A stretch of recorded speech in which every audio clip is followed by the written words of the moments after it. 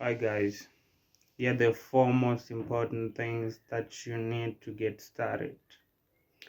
Number one, you're going to need the Alibaba application.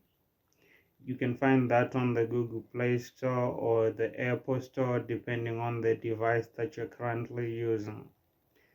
Number two, you're going to need a Google account. We're going to use that to create your Alibaba account. Number three, you're going to need an EcoCash account. That's what we are going to be using to make payments on Alibaba. Number four, you're going to need a shipping agent. A shipping agent is the company that handles all the customs and shipping and all the process in between of getting your goods from China to Zimbabwe. I think that's all.